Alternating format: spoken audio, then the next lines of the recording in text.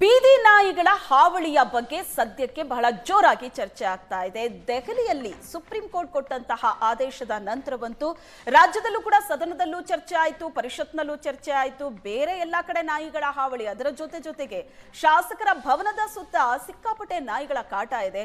ಹೊರಗಡೆ ಕಾಲಿಡೋದಲ್ಲ ಸಮಸ್ಯೆ ಆಗ್ತಾ ಇದೆ ಅನ್ನೋದನ್ನು ಕೂಡ ಸದನದ ಗಮನಕ್ಕೆ ತರಲಾಯಿತು. ಇನ್ನು ರಾಜ್ಯದಾದ್ಯಂತ ಬೀದಿ ನಾಯಿಗಳಿಂದ ಆಗ್ತಾ ಇರುವಂತಹ ಸಮಸ್ಯೆ, ಬೀದಿ ನಾಯಿಗಳ ನಿರ್ವಹಣೆ ಮಾಡಬೇಕು ಅಂತ ಜನ ಈಗ ಸರ್ಕಾರದ ಮೇಲೆ ಒತ್ತಡವನ್ನ ಹಾಕ್ತಾ ಇದ್ದಾರೆ. ಇದರ ಬಗ್ಗೆ ಸರ್ಕಾರ ಯಾವ ರೀತಿ ತೀರ್ಮಾನ ತಗೋಬೇಕು ಅಂತ ಯೋಚನೆ ಮಾಡ್ತಾ ಇರೋವಾಗಲೇ ಪ್ರಾಣಿ ಪ್ರಿಯರು ವಾದವನ್ನ ಮುಂದೆ ಇಡ್ತಾರೆ. ಬೀದಿ ನಾಯಿಗಳ ಕಡಿವಾಣದ ಬಗ್ಗೆ ವಿರೋಧವನ್ನ ವ್ಯಕ್ತಪಡಿಸ್ತಾ ಇದ್ದಾರೆ. ಇದ್ರ ಬಗ್ಗೆ ನಾವು ಮಾತಾಡ್ತಾ ಇದ್ವಿ. ಪ್ರಾಣಿ ಪ್ರಿಯರಾದಂತಹ ಮಾನಸಿ ಅವರಿದ್ದಾರೆ ಸ್ಟುಡಿಯೋದಲ್ಲಿ. Welcome to the show. Sorry, ಮೇಘನಾ.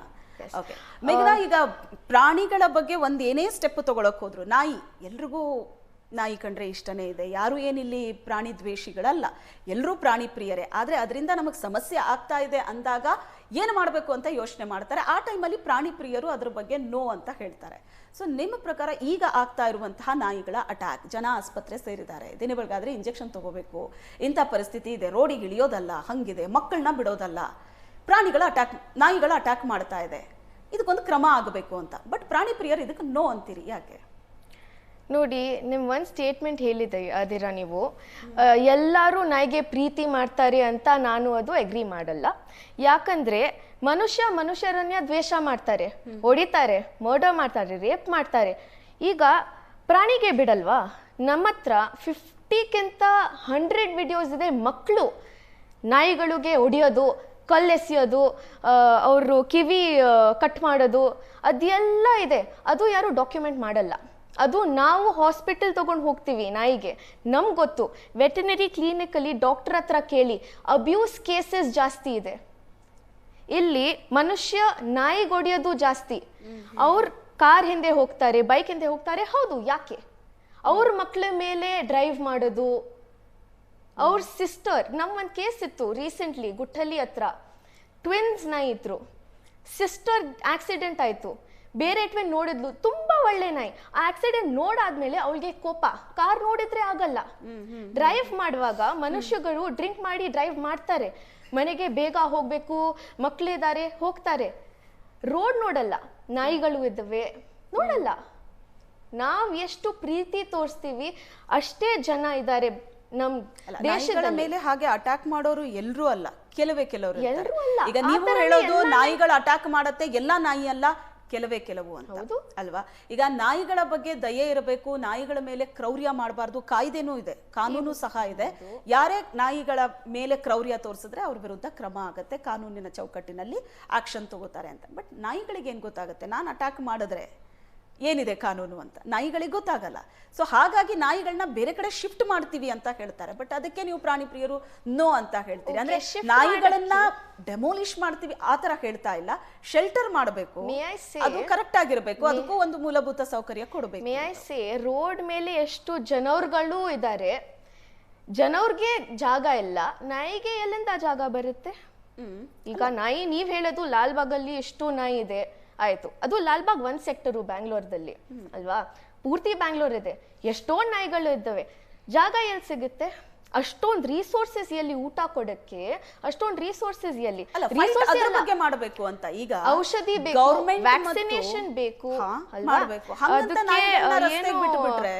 ಇಲ್ನೆಸ್ ಬಂದ್ರೆ ಅದಕ್ಕೆ ಕೇಟರ್ ಮಾಡ್ಬೇಕು, ಆ ನಾಯಿನ ಸಪರೇಟ್ ಮಾಡ್ಬೇಕು, ಅಷ್ಟು ಜಾಗ ಬೇಕು ನಮ್ಗೆ ಅಲ್ವಾ? ಈಗ ಬೀದಿಲಿರೋ ನಾಯಿಗಳನ್ನ ಅದನ್ನ ಹೇಗೆ ಸಪರೇಟ್ ಮಾಡೋದು? ಒಂದು ನಾಯಿಗೆ ಕಾಯಿಲೆ ಇದೆ, ರೇಬಿಸ್ ಇದೆ, ಅಥವಾ ಅದಕ್ಕೇನೋ ಸಮಸ್ಯೆ ಮಾಡಿದ್ರೆ ನಾವು ಬೀದಿಲಿರೋ ನಾಯಿಗಳನ್ನ ಡಯಾಗ್ನೋಸ್ ಮಾಡೋದು ಹೇಗೆ? ಇವರು ನಾಯಿಗಳ ಮೇಲೆ ಅಷ್ಟು ಅಬ್ಸರ್ವೇಷನ್ ಇಡ್ತಾರ? ಒಂದ್ ಶೆಲ್ಟರ್ ಅಲ್ಲಿ ಇದ್ರೆ ಮೇ ಬಿ ನೂರಾರು, ಸಾವಿರಾರು, ಲಕ್ಷಾಂತರ ನಾಯಿಗಳು ಹೆಂಗೆ ಅಬ್ಸರ್ವೇಷನ್ ಇಡ್ತಾರೆ, ಆ ತರಾನೇ ರೇಬಿಸ್ ನಾಯಿ ಆಚೆ ಇದ್ರೆ ಅಬ್ಸರ್ವೇಷನ್ ಬರ್ತೆ ಅಲ್ವಾ? ಕಂಪ್ಲೇಂಟ್ ಮಾಡ್ಬೇಕು. ಈಗ ನೀವು ಹೇಳೋದು ಶೆಲ್ಟರ್ ಅಲ್ಲಿರೋ ನಾಯಿಗಳಿಗೆ ಊಟ, ತಿಂಡಿ, ಲಸಿಕೆ ಈ ವ್ಯವಸ್ಥೆಯನ್ನ ಮಾಡೋದು ಹೇಗೆ ಅಂತ. ನಾನು ಹೇಳ್ತಾ ಇರೋದು ಬೆಂಗಳೂರಿನ ಬೀದಿಗಳಲ್ಲಿರೋ ನಾಯಿಯನ್ನ ಹಾಗಾದ್ರೆ ಗಮನ ಕೊಡೋದು ಯಾರು, ಹೇಗೆ? ನಾವಿದೀವಿ, ನಾನಿಲ್ಲಿ ಕೂತಿದ್ದೀನಿ ಅಲ್ವಾ? ಹಾಗಾದ್ರೆ ಈಗ ನಾಯಿಗಳು ನಮ್ ತರ ಎಷ್ಟೊಂದು ಜನ ಇದ್ದಾರೆ, ಜನವರು ನಾಯಿಗಳು ಅಟ್ಯಾಕ್ ಮಾಡತ್ತಲ್ಲ, ಅದಕ್ಕೆ ಯಾರು ಜವಾಬ್ದಾರಿ? ಇಲ್ಲ, ಅಟ್ಯಾಕ್ ಮಾಡುತ್ತೆ, ಆ ಜವಾಬ್ದಾರಿ ನಾವು ಸೊಸೈಟಿ, ನಾವು ಹೊಡಿತೀವಿ, ರೆಪಕಾಷನ್ ಎಲ್ಲ ಟೈಮಲ್ಲಿ ಹಂಗಾಗಲ್ಲ ಇಲ್ಲ, ಈಗ ನನ್ನ ಮಗು ಬಂದಿದೆ, ಮಗುನ ಅಟ್ಯಾಕ್ ಮಾಡ್ತಾ ಇದೆ, ಮಗು ಮಗು ಮೇಲೆ ಹೊಡೆದೇ ಇಲ್ಲ, attack ಮಾಡುತ್ತೆ, ಮತ್ತೆ ಏನ್ ಮಾಡ್ಬೇಕಂತೆ? ಆ ಮಗು ಹೊಡೆದಿಲ್ಲ, ಬೇರೆ ಮಗು ಹೊಡೆದಿದ್ದಲ್ವಾ? ಅಲ್ಲ ಕರೆಕ್ಟ್, ಬೇರೆ ಮಗು ಹೊಡೆದಿದೆ ಅಂದಾಗ ಆ ಮಗು ಅಟ್ಯಾಕ್ ಆಯ್ತು, ಡೆಲ್ಲಿ ಮಾಡೋದಾಗಿದೆ. ಕೇಸಲ್ಲಿ ರೇಪ್ ಆಗಿದೆ, ಎಲ್ಲಾ ಮೆನ್ ಎಲ್ಲಿ ಹೋಗಿದ್ದಾರೆ? ಇಲ್ಲೇ ಇದೀವಿ ಎಲ್ಲಾರು. ಎಲ್ಲಾರ್ಗೆ ಜೈಲಲ್ಲಿ ಹಾಕಿದಾರಾ? ಅಲ್ವಲ್ಲ. ಅದಕ್ಕೆ ಒಂದ್ ನಾಯಿ ಕಚ್ಚಿದ್ರೆ ಎಲ್ಲಾ ನಾಯಿನ ತಗೊಂಡ್ ಗಂಭೀರವಾದ ವಿಷಯ. ಅದು ಬೇರೆ, ಅದು ಆ topic ಬೇಕಲ್ಲ. ಈಗ ಒಬ್ರು ಯಾರೋ ತಪ್ಪು ಮಾಡಿದ್ದಾರೆ ಅಂತ ಎಲ್ಲಾರನ್ನೂ ಒಳಗಡೆ ಹಾಕಕ್ಕ ಹೇಳ್ತಾರ ಅಲ್ಲ.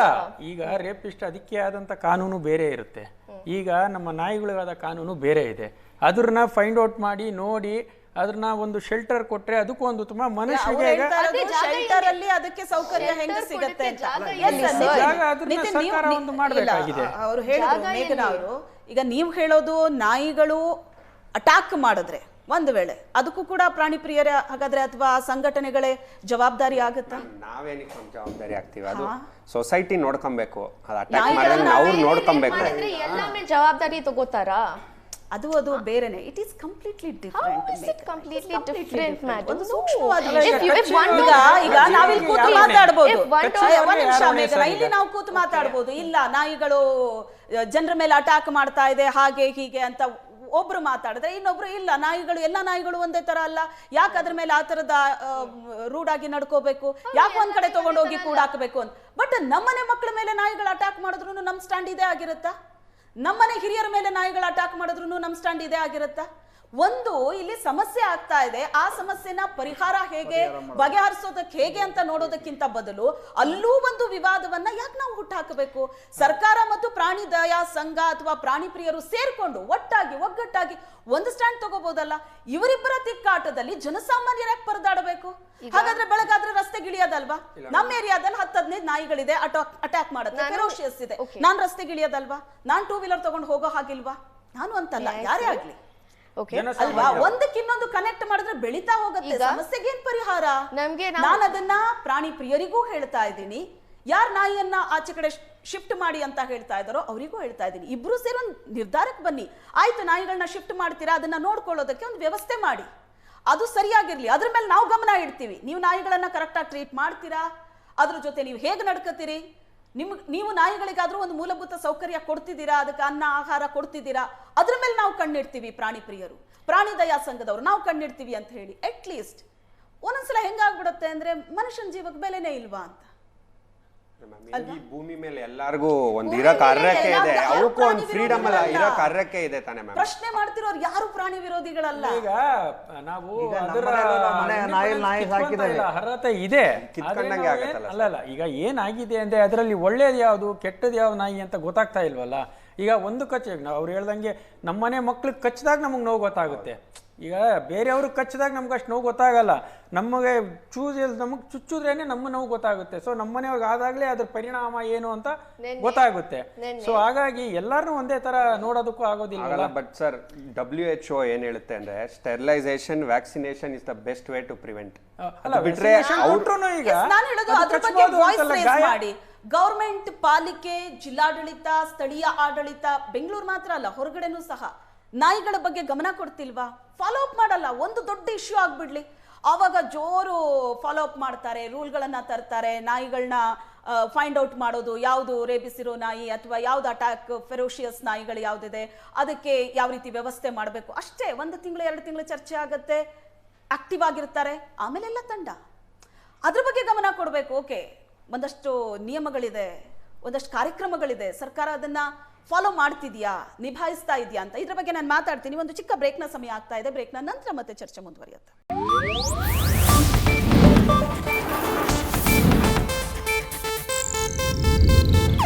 ಇದು ಏಷ್ಯಾನೆಟ್ ನ್ಯೂಸ್ ನೆಟ್ವರ್ಕ್ ಪ್ರಸ್ತುತಿ.